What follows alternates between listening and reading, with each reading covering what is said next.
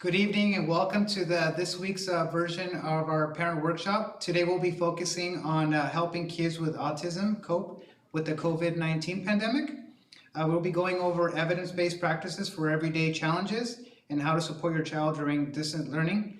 So today we have a very special treat. We have our two experts on the county and on autism. They are part of the Cadre program, and they're going to be going over and explaining what that program means. But before we begin, I just want to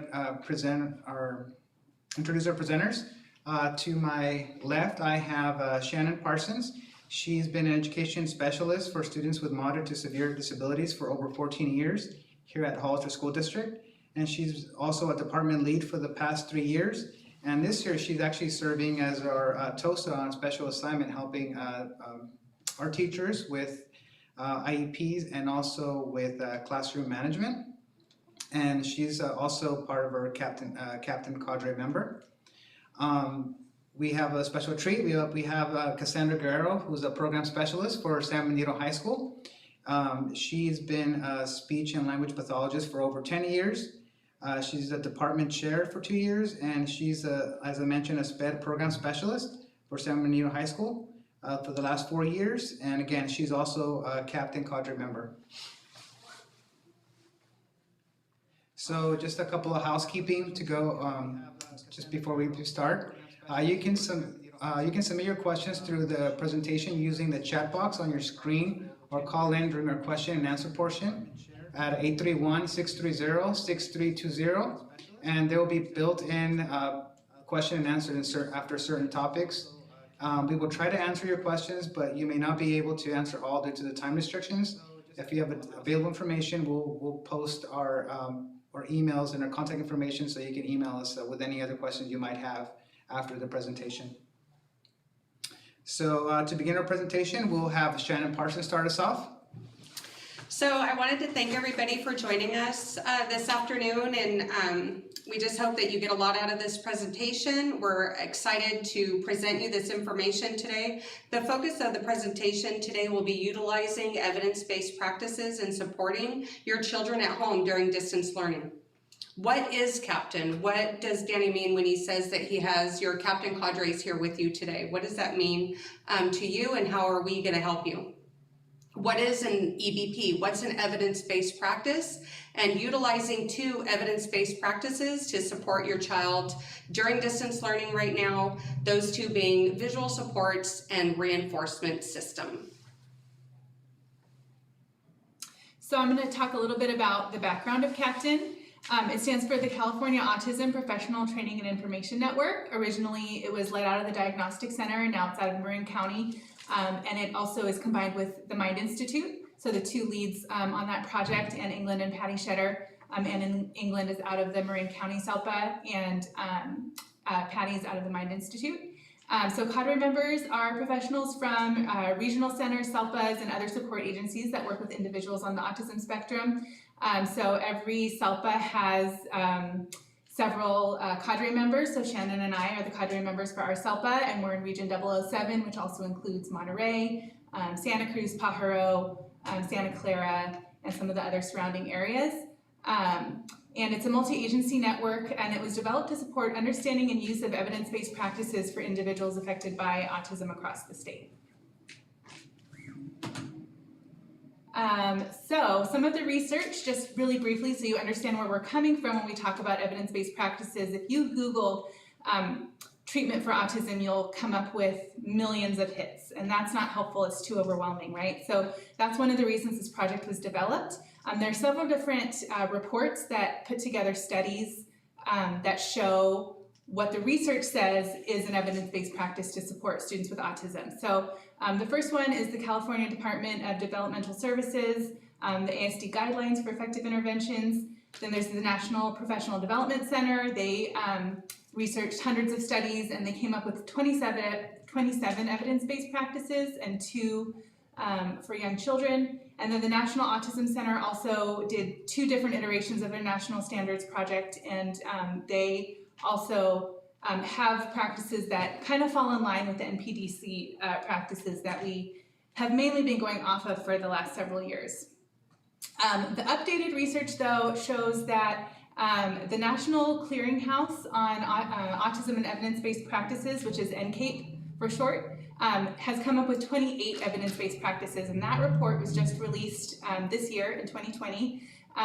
Some of the practices were combined. There's a couple new ones. So for example, PECS was its own evidence-based practice before. Now it's been incorporated into augmentative and alternative communication, which I'll talk about today in conjunction with visuals. Peer-mediated instruction and intervention has changed to peer-based instruction and intervention and includes structured play groups, which used to be its own category. So basically it synthesized informations from the original reports, which were 1990 to 2011, and then incorporated research from 2012 to 2017.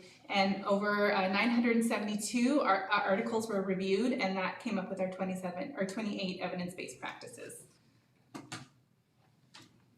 Okay, so at this point, we're going to open up to questions. So you feel free to type in your question in our chat box, or also call in at the number on your screen. So anything that you might have related to Captain, if you have a question regarding Captain for Cassandra or myself, Shannon, we could take a couple minutes to answer those questions now. We have a little bit of delay, so it'll be a few seconds. But again, we're very fortunate to have two of our county experts here with us today. So please feel free to ask us any questions. We will have other places where we're going to stop for questions too. So we'll get into the meat of it after this round. Yeah. Okay, it doesn't look like we have any questions at this point, so we'll move on to the next topic. So one of the evidence-based practices that are incorporated into the 28 evidence-based practices that are in the Captain Cadre report, one of them includes visual supports. And visual supports are very important. We're going to be going over 9 reasons why you should be using visual supports. We're also going to talk about how can you help your child during this time with a daily schedule. What might that look like for your child at home, structured versus flexible. Some students do better with a structured schedule and other students need more of a flexible schedule. We're going to talk about providing choices within those schedules. What does communication look like for your child at this point, and how will that be, how will that help your child during this time with their visual support in their daily schedule? Aided language modeling, how to support your child in building capacity in their language, and the core language boards that we use in order to do that. We'll also be going over a visual reward system, but I will be talking about differential reinforcement later on in our presentation, so that will be discussed later. Additional examples are located on our Hollister Elementary School District website under special education, parent resources, and then also you could see the website there for AFFIRM modules that you could also as a parent take. They're free on the Captain website, and you're able to go through those models, and as you can see, the URL is there for you to link into them. And again, this presentation is going to be posted on our website, so if you guys want to go over this presentation, you guys will have an option to view it again, or actually see the PowerPoint slides and be able to click in on a lot of the resources that we're going to be presenting to you guys. So 9 reasons to use visuals. 1, visuals are permanent, where when we communicate, our language disappears, it's lost, we move forward, but visual pictures that represent the spoken language are permanent, and they're there to stay for the student to access. Visuals allow for the language processing. So many students have processing delays. Your child may need a little bit of time to cope with what's being asked or communicated to them, and so the visual helps allow for that processing. Visuals prepare students for transitions. A lot of times your child may struggle with transitioning from a preferred activity at home to a non-preferred activity that you want them to do during distance learning. A visual using the pre-MEC principle, like first then, is going to support your child in making that transition more effortlessly. Visuals help kids see what you mean. Again, our students, our children are still learning. They're still building their capacity in communication and their language. Some students are bilingual or trilingual.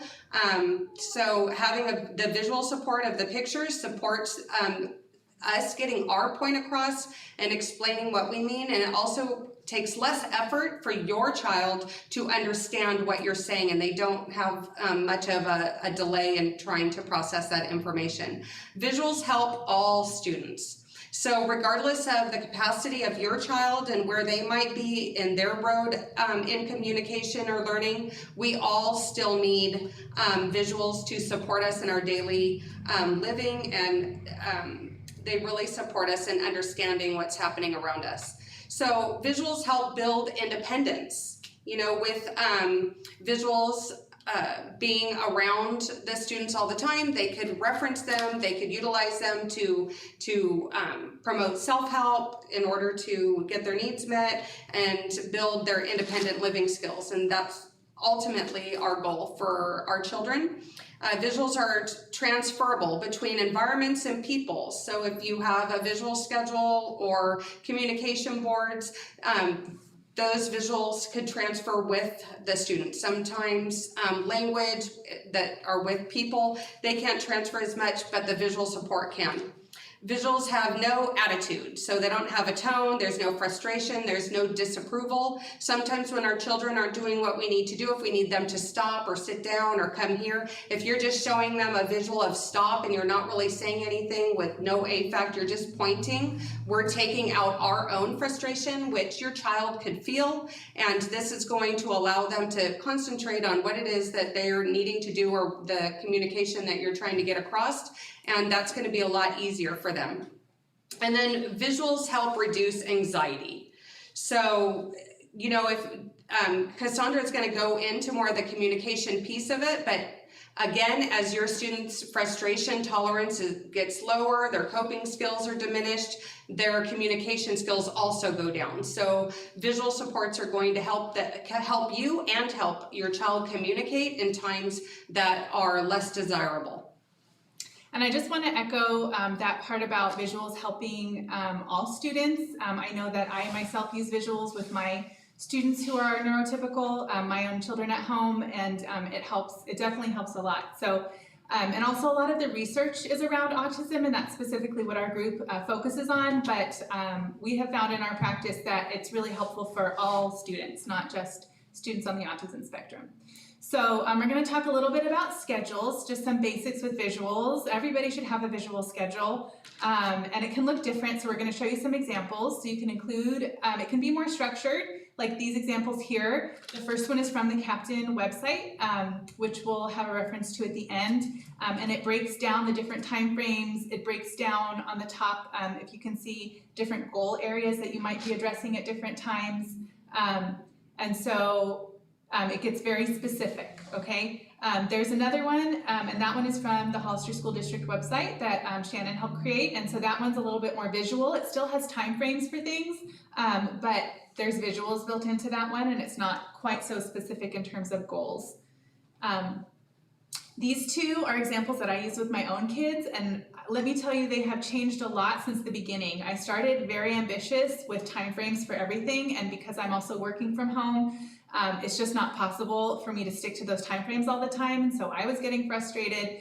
And so basically what I ended up doing was paring it down to be a little bit more flexible. So I have it color-coded. They have academic time, they have screen activities, they have creative time, they have active or outdoor time, and I put that in twice. I also put in days that my daughter has tumbling and ballet and different Zoom classes that she's taking, and then quiet time at the very end. And so basically, it doesn't matter what time of the day they do them, I put it in a slip cover and we write with a dry erase marker what they did each day to just kind of track what it is that we're doing.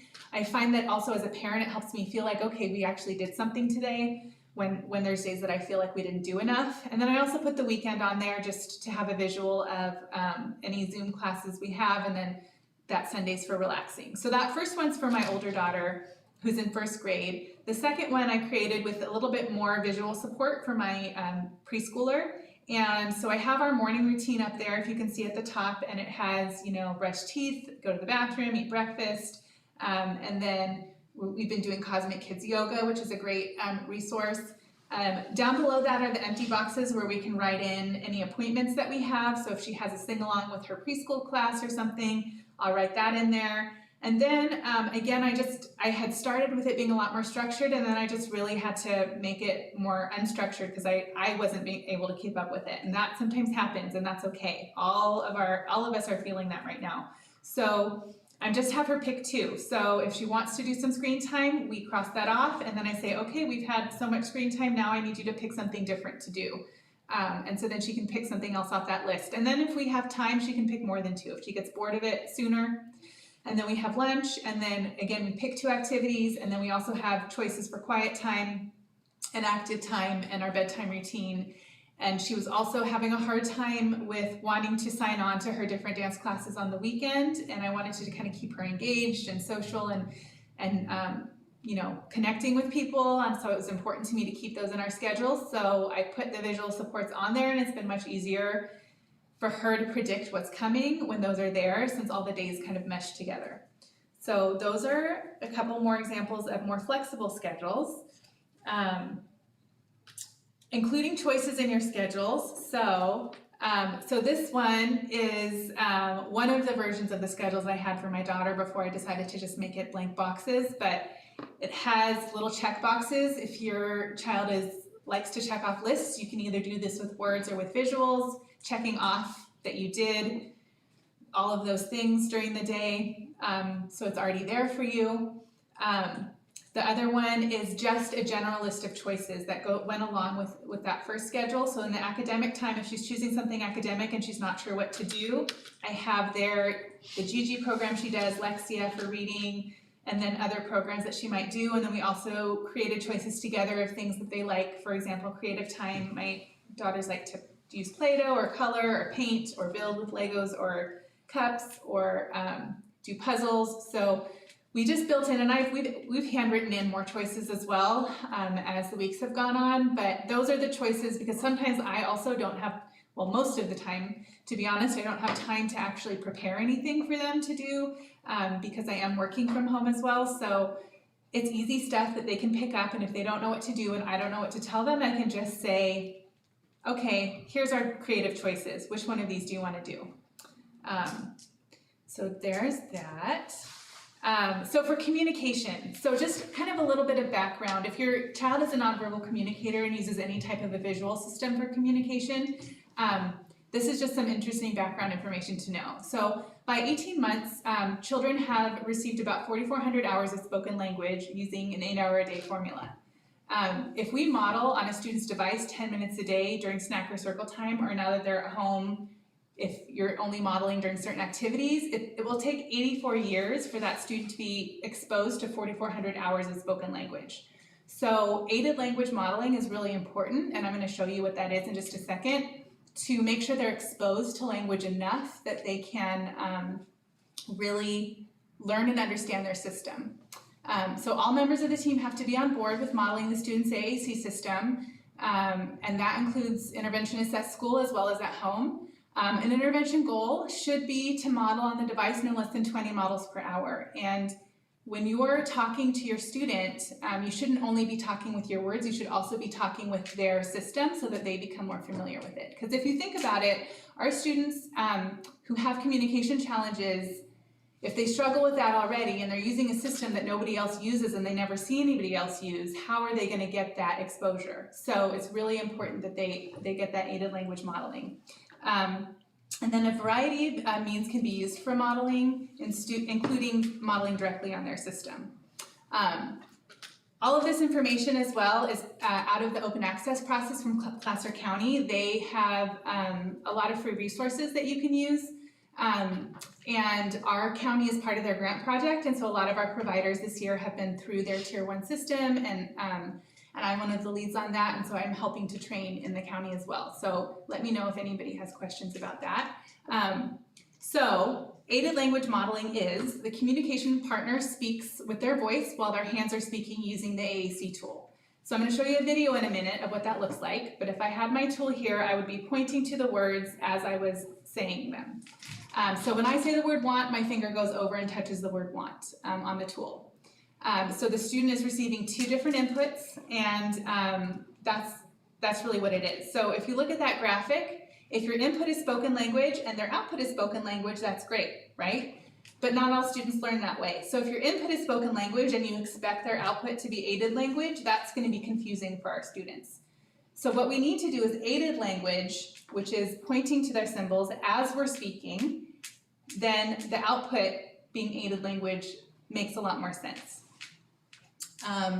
So the other important piece about this is core vocabulary. So core vocabulary is a small set of words that make up about 80% of what we say and do. So if you look at the core board I have up here, and again, this is on our Placer County, on the Placer County Open Access resources, and I believe we'll also be posting them on the Hollister School District website. So you can say a lot more with this than you can say with what we call fringe words. So activity-specific words are good for that activity, but having core language is really important for being able to communicate about different things. They can be combined in a variety of ways, so I could say, I go, or you go, or I want more, or stop, or I could ask questions. There's prepositions on there. There's different sizes of these. So this is the 40, I believe, 40 words on here. And then there's one that's 20 and there's one that's 60 that Placer County has created as resources. But core language is a really important foundation of learning language because they can say a lot more with that than they can say with, for example, flag, camera, chair. Those are the things in this room, right? But I can't really say a message with that. I can say, I want, and point to the flag, you know, and things like that. So that's why core language is important. So the examples that I have on here are for go, you can say go there, go away, don't go. And words like volcano, truck, or mouse, again, those are fringe words which can be important for certain activities and there is a place for them, definitely, but the core words are what we want to focus on. There's lots of great resources as well for incorporating core words. When I was teaching core words, so for up and down, we would turn the music up and down, we would stand up and sit down, we would roll down a hill on campus and run back up it. So there's a lot of different contexts that those words can be used in. Okay, so this is my daughter and myself, and we are modeling how you can use aided language in the home to kind of show you what it looks like in action.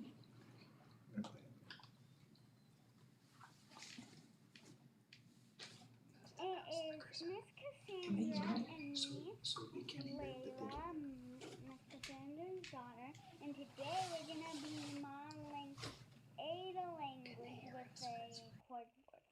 Exactly. We're going to be using a core board to do some aided language modeling and show you how you as a parent or a sibling in the house can help model language for your students. You're going to notice that there's not a word for every single thing that we say, and that's okay. And if it takes you longer to find things, that's okay too. We kind of rehearse this script so we kind of know where the words are, but it's a little clunkier in real life, and that's okay. All right, so I'm going to say, Layla, what do you want to do today? I want to go to the beach. Oh, that sounds good. Let's see, I want to have a picnic at the beach. What do you think about that? Yes. Awesome. So I need you to go and put on your shoes and then we can go. So, thank you for watching this video. Bye. Bye.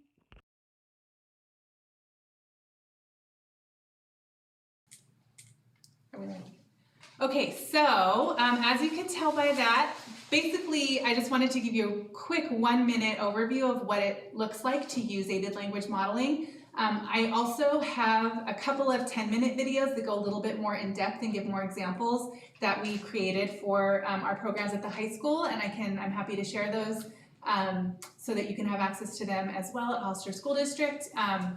about aided language modeling and about core language. But the important thing is that it feels kind of awkward at first, but you just have to practice it.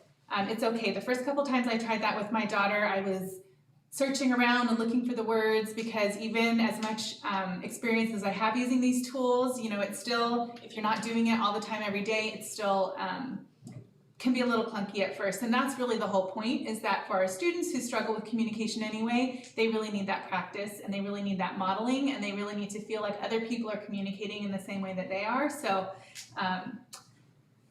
that's really important. And then the last thing I'll talk about is that you can also use visual supports for motivation. So this is a visual token board. Shannon's gonna go more into what how to use this because a lot of the evidence-based practices overlap a little bit. So you can use visual supports when you're doing reinforcement or prompting or AAC and different things like that. So, but yeah, this is an example of that. And I think we're at our question. Okay, so normally we would be taking questions at this point, but for some of you guys who are watching live, you may have noticed that YouTube crashed. So we're just going to continue on. And again, this will be posted on our website along with the slides, so you guys can go back and click on a lot of the resources that we're going to be talking about. Also, you can also contact us with any questions at the and we'll have our emails up before we go, so that you guys can contact us now that you guys can talk to us live at this point. Okay, so we'll go on with the presentation. So the second evidence-based practice that Cassandra and I wanted to bring to you today was differential reinforcement. And what that typically means for the average person, how am I going to get my child or my student to do what I need them to do? What can I do to motivate them, and what does that look like? So differential reinforcement supports positive behavioral change by rewarding the child for acceptable behavior. Differential reinforcement can be used effectively to address social, communication, behavior, joint attention, play, school readiness, academic, motor, and adaptive outcomes. So basically, differential reinforcement can be used across the day, across domains, and across disciplines, across your children and students. Again, differential reinforcement can be found on the Captain website under the Affirm module, and the URL is there for you to check that out later if you would like a more in-depth teaching session of differential reinforcement. It goes into a lot more depth on what we're able to cover here today, but you're welcome to take the Affirm module. Again, those are free of charge to you. Just have to log in, open an account and log in to the Affirm modules. So here's some examples that I typically hear regarding differential reinforcement and things that parents are saying are happening at home during distance learning or just every day. These are also things that happen with teachers during the school day. Most likely, these are the areas in your home right now that you're struggling with, you're becoming frustrated, and how can I get my child to be motivated and work? So examples of interfering behaviors and an incompatible behavior might be your child keeps getting up out of their seat. They're supposed to be on a Zoom session or a Google Meet. Their teacher's waiting for them, and your child will not come to their seat. They won't stay in their seat, or they keep getting out of their seat. And you're going to see my son actually in a video later on. He actually got up out of his seat in an example while I was trying to shoot a video. He got up out of his learning environment. So an incompatible replacement behavior would be in his seat, or your child in their seat, being productive and learning in their environment at home. And what does that look like? How are you going to get your child to stay in their seat? It's one of the reasons why we're going to be talking about reinforcement and using a reward and token board. Screaming, an incompatible behavior would be whispering. They can't scream and whisper at the same time. Children running away from you in the parking lot or running away from their learning environment at home. An incompatible behavior for that would be walking. How can I get my child to walk? They keep running everywhere. Inappropriate verbal statements, appropriate verbal statements. So examples of interfering behaviors and potential alternative replacement behaviors. So speaking out is an interfering behavior that happens a lot in class, and it could be happening in your home. Typically, students speak out of turn or to speak to get attention, whether it be that they know the answer and they want everybody to know that they know the answer, or you know, they just really like to talk, and so in doing so, they get a lot of attention for that. A potential alternative behavior to work on, if that's the case, would be raising your hand. So that's why you'll hear a lot of teachers say, uh-oh, what do you need to do? You need to raise your hand before you start speaking. Screaming. Typically what we see when kids are screaming inside the classroom or at home right now is they're trying to escape a task. So that could be anything from you trying to get their bathing done at the end of the day to go to bed, or they don't want to go to the table right now for distance learning. They start screaming and then they're running all over the house and you're like, oh my gosh, how can I control my child? A potential alternative behavior to that would be offering them a break card that they could utilize as a communication piece, a visual support communication piece, in order to say, I can't participate in that task right now, I need a break, it's, you know, too much. And then hitting peers, again, that typically is getting attention. A lot of times when we see aggressive maladaptive behavior where they're injurious behavior to others, a lot of times it's to get attention, because when they do it, individuals do get a lot of attention. You're typically like, no, don't do that, don't hit your brother, or whatever the case may be, so they're getting attention. So a potential alternative behavior would be to greet people in your home right now, or to greet a peer, to provide that child or student an interaction that's positive prior to them wanting attention. So you're going to meet them before the need of getting attention is there, before they explicit those interfering behaviors, those negative behaviors. So where do you start? So that's all good. You're like, Shannon, okay, that's really great information, but what does that mean for me? How am I going to help my child at home right now? How am I going to get my child to sit down and learn from their teacher? So this is where you're going to start. You're going to identify the interfering problem behavior. So maybe it's they keep getting up out of their seat and they're not going to come to distance learning. I want you to take note on how many times the behavior is occurring, and really look at the time of day. Is it happening only during math? Maybe it's happening only during language arts.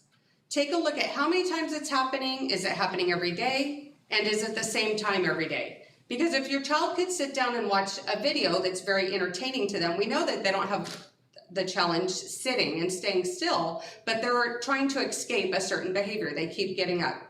So establish a goal or an outcome for your child, right? When the behavior will occur, what is the target skill that you want them to do? So, for example, your child keeps leaving their seat. A replacement behavior is going to be that your child stays seated. Establish a reinforcer or reward. An example, after leaving their seat during instruction, when your child returns to their seat for instruction, they will receive a sticker or a fish cracker with the following statement: I like the way you came back to your seat. So every time they're participating in the replacement behavior, the adaptive behavior, you're going to reward them for doing that behavior. So they start to learn that, oh, look, when I stay in my seat, I get some of the things I like. Once the child begins to stay seated for longer periods, reward your child while staying seated. So don't wait until they get up and escape from the area of learning or whatever the task is that you're trying to shape. Reward them while they're demonstrating the appropriate behavior. So you're going to reward them while they're seated, and you're going to say, I like the way you're staying in your seat, and you're going to provide that reward, whatever it is that you've predetermined for that session.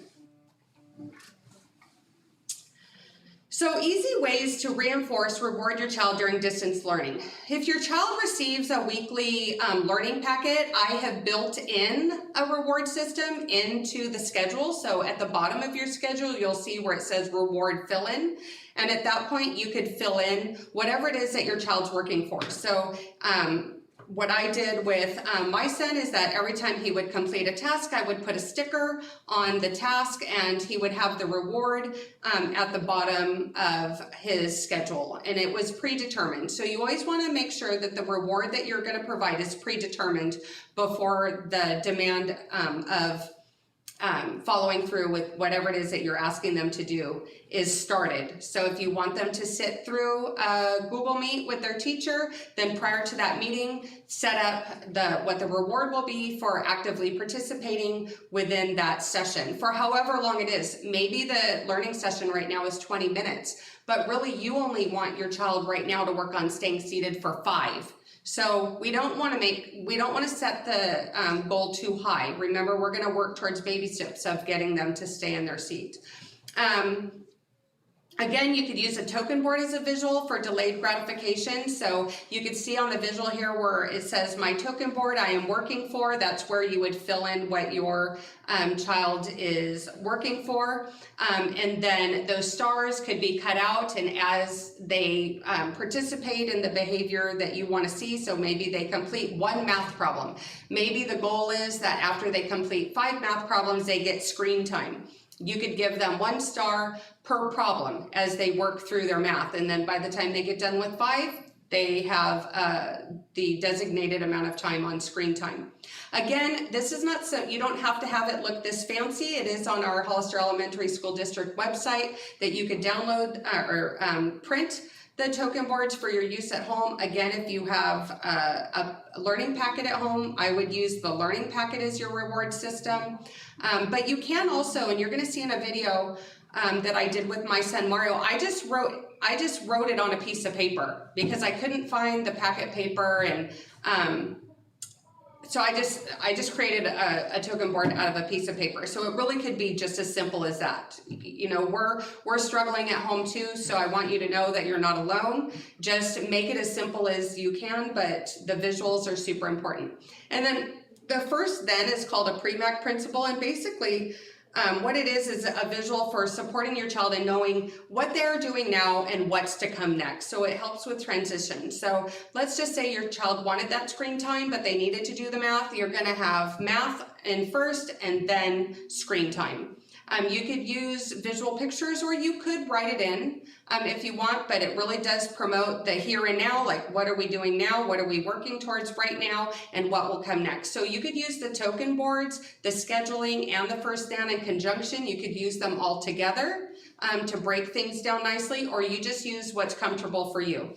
The good part about it is really just thinking about what works for your family. You don't want to get too involved. Try to keep it simple, but remember that you're working towards a goal and you're trying to shape the behavior. So to reward your child for participating in the behavior that you want to see, celebrate their successes and have fun with it. So what you're going to see in this video again is using the visual supports that I just had available to me for my son. What's wrong? Oh, for my son Mario. So one of the things that he doesn't want to do is work during distance learning. So we're struggling with him a little bit, keeping him on track. I'm with Cassandra, where we went from a very structured schedule to now a very flexible schedule. So Mario just picks 2 academics to work on during the day, and then he gets rewarded during those academic times. And so what you're going to see here is how I worked through it with him. This was an actual session with him. It's not set up. I just had my daughter videotape me interacting with him, but this is all Mario and me trying to get him to work while I'm learning from home.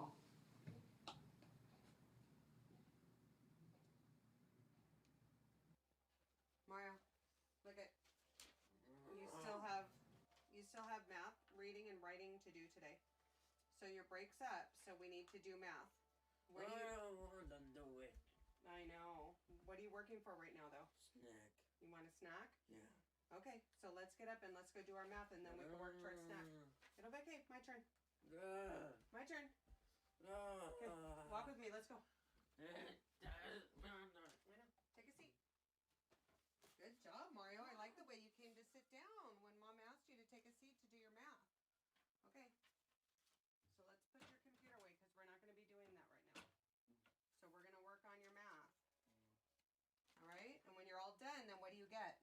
Star. A star. We're working towards our snack. Okay, here you go.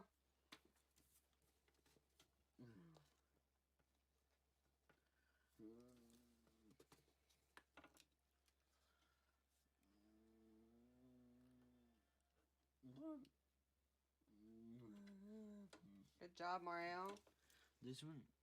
Yep, keep going. 6, 7, 8, 9. Nice work. Keep going. Good job, bud.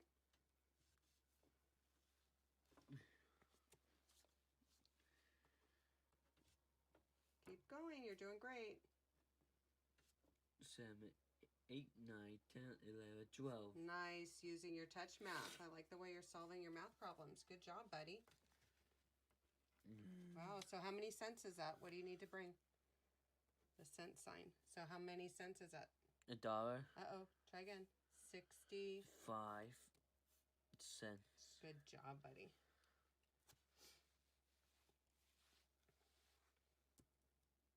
Uh-oh. Where do you need to start first? Good job. Great work. Nice putting the decimal point. Thank you. Wow, you did it, buddy. Look at it. Here's another star for that, and you're all done with math. Go ahead and put your star on math. Uh-oh. Do you want one for your math paper too? You do? Yeah. All right, here you go. Nice work, buddy. Good job. Give him 5. Up, down, low. Nice work. Okay, Marv, it's time to check your schedule.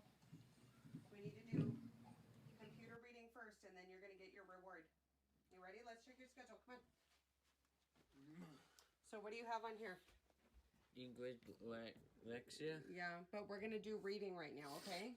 We're not going to do Lexia. We're going to do reading right now. Okay, let's take a seat. Great job, buddy. Look at, I tripped over your video game. Great job coming to sit down.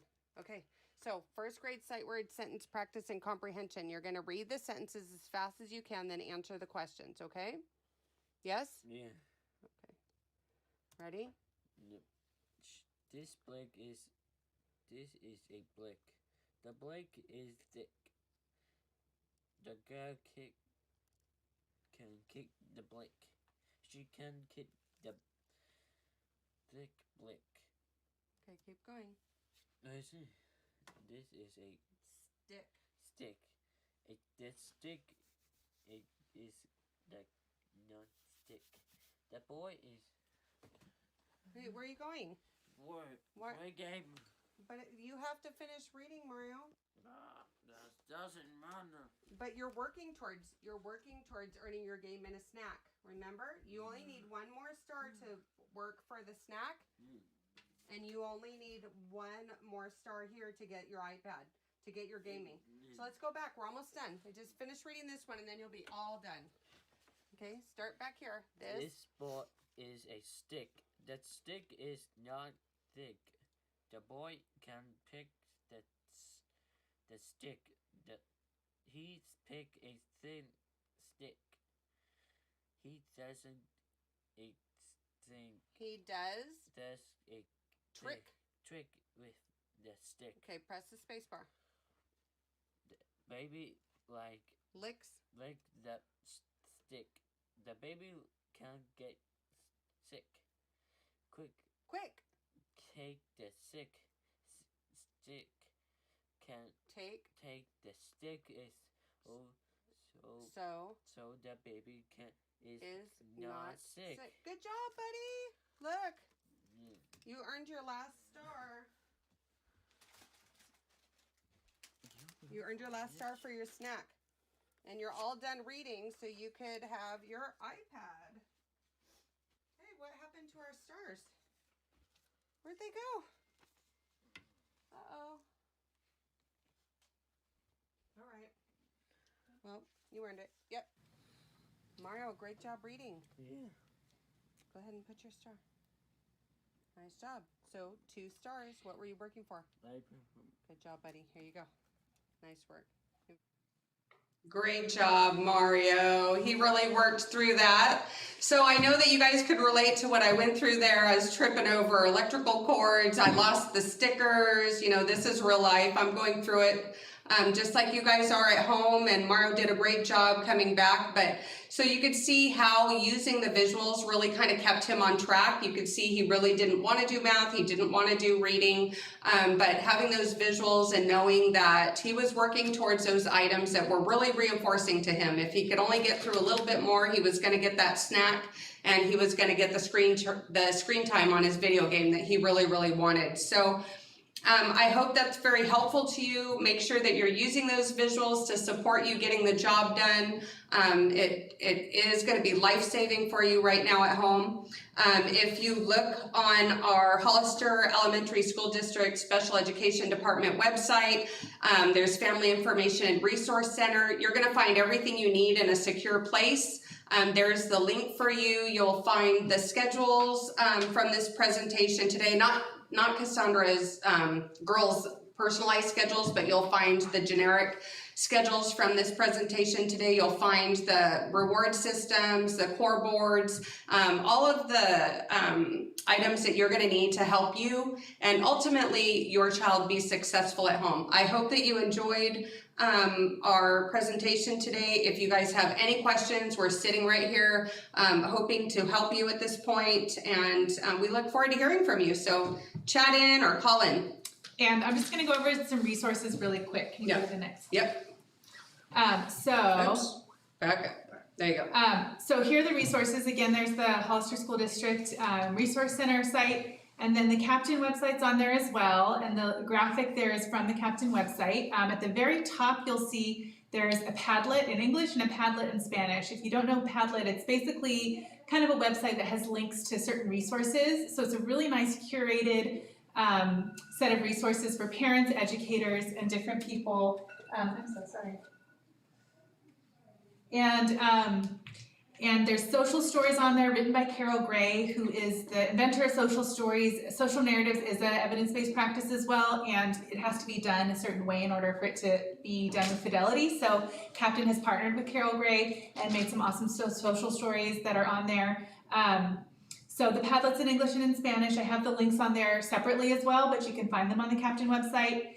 There's also an Affirm COVID-19 Adult Learner module. So Shannon's been talking about the Affirm modules that have basically a little training on how to do the different practices we've been talking about. And this is basically a collection of resources specifically around COVID-19 for you to kind of look through if you need. There's also Adept, which is out of UC Davis. It's a distance education parent training, and I have the link there for that. And then there's also Mind Institute tip videos. They're really quick videos, kind of like the AAC video I did with my daughter, which was 1 minute. So it's really quick 1 minute videos to show you how to use different tools and different practices. And those are, again, out of the Mind Institute in partnership with Captain. And then the other communication tools, I put the open access Placer County SELPA link on there as well. They have the core boards and more information about communication and such. Okay, well, thank you. So it looks like YouTube is back up right now, guys. So feel free to ask us any question in the chat or call in at our number on your screen. So it looks like we have some comments. We have Paulette says, our community is so lucky to have such an amazing expert to turn to. You're right, Paulette. We are very fortunate to have Cassandra and Shannon here with us. And Gwen says, thank you, autism experts of San Benito County. We're very fortunate again. And Jeanette says, this is exactly what I needed. Thank you. Glad to hear it. Yay. Yes, definitely. Vincere says hi. Hi, Vincere. And Diana says, video was really helpful. Do all students have access to Lexia on the Chromebook issued by the school district? That's a very, very good So question. that student was a high school student, and that's the reading program we use at the high school. I'm not sure what the program is that you guys use. Right, that's a really good question. We'll have to get back to you on that one. But all students do have accessibility to a Chromebook. So if you do not have a Chromebook at home right now, just please let us know so that we could get one out to you. So if your child's in need of a Chromebook at this point, you can please call the school site, and they will plan a date and time for you to go pick up the Chromebook at the school site. Okay, you can email the site administrators or just call in. The school secretaries are at the sites at this time. And then I did want to ask the reading that my son was working on in the video is I actually took his assignment and put it in a slide presentation for him. So he actually wasn't on Lexia. I upload, because he likes working on the computer better than paper, I actually loaded his assignment onto a slide so he could work it on the computer. It's just a way of motivating him because he likes technology. Okay, it looks like we have a call coming in. Call from. To accept this call, press 1. To reject it, Hello? Hello. Yes, hello. You're live right now. Sí, buenas tardes. Mi nombre es María y voy a hacer la pregunta en español para que mi esposo pueda entender. Yo entiendo inglés, pero mi esposo un poquito, así de que si no le molesta, puedo preguntar en español. No, sí está bien, nomás lo voy a traducir. So we have a Spanish caller. She wants to ask a question in Spanish so her husband can understand. She's asking. Okay, está bien, nos puede preguntar. Sí, buenas tardes. Mi nombre es María y tengo un niño que está en la escuela Lane. Mi niño tiene autismo y quería, primero que nada, darle las gracias por la presentación y el taller tiene muy buena información. Están haciendo muy buen trabajo el distrito de Jalisco, le doy las gracias. She first wants to thank us for the presentation. It's very helpful. So she's very happy with the school district and what they're doing. Thank you. Okay, y mi pregunta para ustedes es, yo sé que ya un poco miré cómo hacer un calendario para mi niño, pero quería, como yo no tengo acceso a una impresora, mi impresora no tiene la tinta, así es de que no puedo imprimir nada, pero quería si me podrían hacer algo que sea fácil para mi hijo, un calendario que sea fácil, que no tenga tanto, porque yo sé, lo que pasa es que el calendario que ustedes me enseñaron está muy bien, pero es un poquito demasiado para mi niño. Así es de que si me pueden ayudar con uno que sea un poco menos complicado y más fácil para poder ayudarlo a mi niño, estructurándolo en su lectura. So she mentioned that she has a student at Lat Lane, and her son has autism. So she likes the visual schedules that we showed up, but she doesn't have a printer, and she wants to know how she can access a visual schedule for her son. However, she noticed that also how can we customize it, because she noticed that the ones that we showed have a lot of detail, and she thinks that might be too much for her son. So she just kind of see how we can help her with creating one for her son. So my first question would be, if either now or later, whenever feasible, I could work through the teacher with her to customize the home schedule for her child. I don't know if you... Ok, María, so lo que mencionó la señorita Shannon es de que ella puede trabajar con usted y con la maestra del niño para hacer un calendario, ¿verdad?, que específico para él, ¿verdad? Como los que enseñamos ahorita son un ejemplo solamente, pero lo podemos especializar uno para él solo. So, si nos das tu información, lo puede poner en el chat, o si no, nos puede mandar un correo electrónico para poder comunicarnos con usted. Maybe we can have our first page where we have our contact information. So, para que nos podamos comunicar con usted y le pueda dar más información. So, es el... Si quiere, yo le puedo enviar un correo electrónico, si me da, puedo enviarles mi información, porque no quiero darla ahorita. Sí, mejor mándenos un correo electrónico, ¿verdad? Ahorita vamos a poner la pantalla con nuestro correo electrónico, contacto, para que nos pueda mandar un correo. So she doesn't want to put her her email on the chat, but she's No gonna problem. she's gonna send us an email to our contact so we can contact with her. And let her know, I'll get back to her right away. So dice Mrs. Shannon que ella la va a ayudar, que ella enseguida va a comunicarse con usted. Muchas gracias, se los agradecería mucho, que tengan buen día y sigan haciendo estos talleres que son muy informativos para los papás, especialmente ahorita que estamos tratando de trabajar y ayudar a nuestros hijos en casa. Es un poquito frustrante, pero es muy buena información que nos están dando. Muchas gracias, María. And just have her, when she contacts us, to let me know the teacher, so I can work within the teacher too. So, otra cosa, señora María, cuando nos manda el correo, también nos puede mandar el nombre de la maestra con la que está trabajando para que nos podamos comunicar también con ella. Sí, yo le doy toda esa información. Muchas gracias. Que gracias, María, por llamarnos. Thank you so much. De nada. Ok, gracias, que tengan un buen día. Thank you very much and have a good day. Thank you. Thank you. So thank you, Maria, for calling. Just for, if we have any other Spanish speakers, we are going to be translating this this PowerPoint, and we're going to be putting it on our website. So for anyone who has any questions or wants access to the resources in Spanish, we'll be translating those to you too. Okay, and again, this presentation will be posted on our Hollister School District website. I know we lost a lot of most of you when YouTube went down, so you are going to be able, you can go back and rewind it and see what you missed. Looks like we have more comments. Mrs. Hawkins, great presentation. Thank you so much. Great resources. Imelda Diaz says thank you for. Okay, I'm going to cut off. And Diana Rivera says please refrain from using. Sounds like that was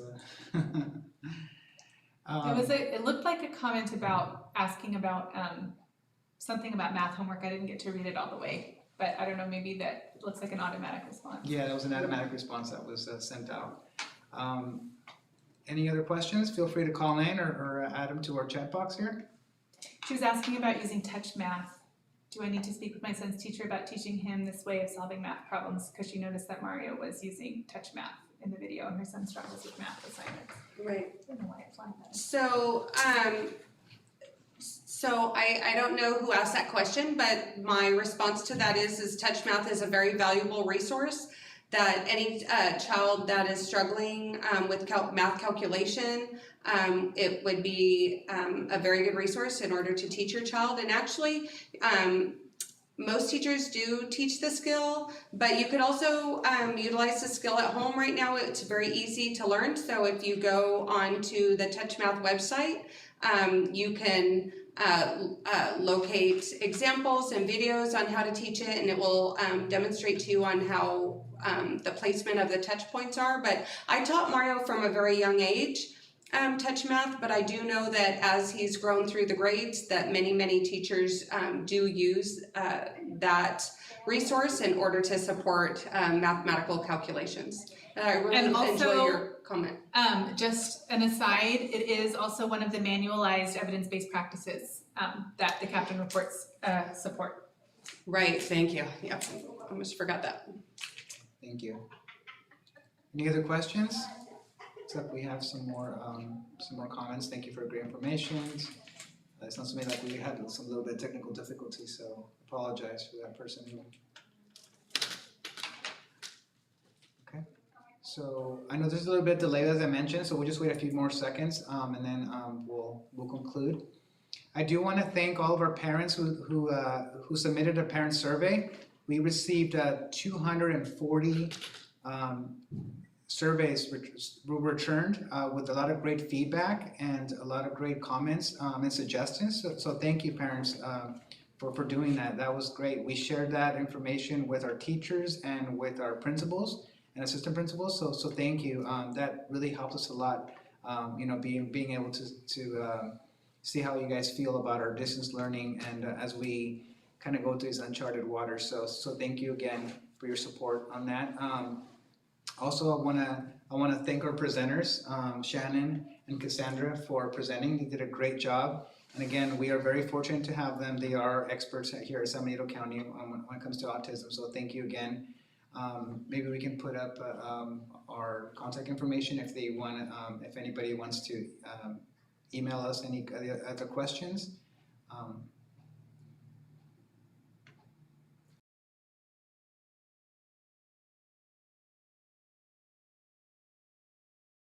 I don't know if our emails are on there, are they? I don't think our emails are on there. Mm-mm.